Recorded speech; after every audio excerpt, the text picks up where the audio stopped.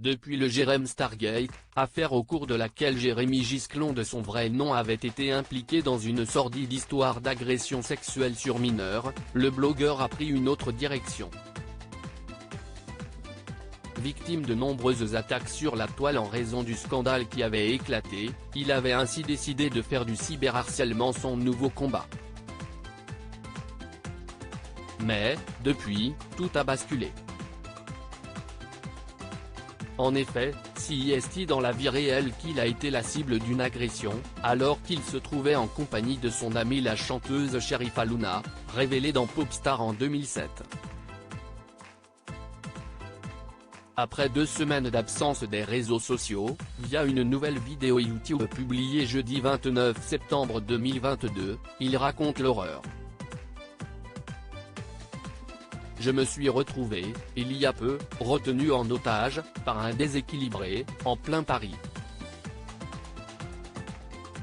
Une personne m'a sauté dessus, elle sortait de prison parce qu'elle avait posé une bombe à Paris et cette bombe avait été déjouée, lance Jérém Star. Et d'ajouter, si est terrifiant d'être confronté à quelqu'un qui vous raconte ça et encore vous vous dites, est-ce que si est vraiment vrai ou si est un déséquilibré? Mais ce qui est devenu très flippant si est que ça a dégénéré. Pourquoi lui? Cette personne était persuadée que j'étais un pédophile et que c'était vrai, regrette le blogueur. Cette personne, avec des intentions de meurtre, était extrêmement menaçante et m'a bloqué sur un banc dans un endroit public en plein Paris, m'a empêché de partir pendant plus d'1 heure, en m'accusant de choses horribles. Je me demandais même s'il n'avait pas des armes. Quand quelqu'un vous dit droit dans les yeux, j'avais posé une bombe à Paris, je voulais faire un bain de sang mais elle a été déjouée, j'ai été incarcéré pendant une dizaine d'années. Vous comprenez que vous avez affaire à quelqu'un qui évolue dans des sphères. Ce moment effrayant, il l'a vécu avec Sherifa Luna, l'interprète du titre. Il avait les mots.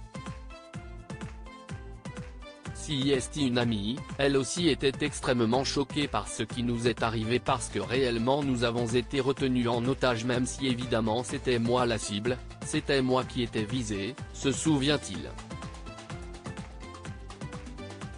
Je ne pouvais plus bouger de mon banc, à chaque fois, il devenait violent, je regardais Sherifa, et finalement, vous réussissez à vous enfuir en partant en courant pour vous réfugier dans un restaurant et que tout le monde hallucine.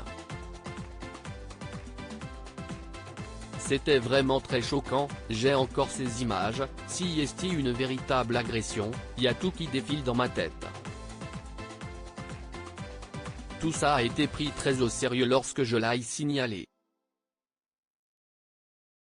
Cette agression et prise d'otage traumatisante, Jérém Star en parlera plus en détail dans son nouvel ouvrage baptisé Survivants des réseaux sociaux, Hugo Doc, et dont la sortie est prévue le 6 octobre prochain.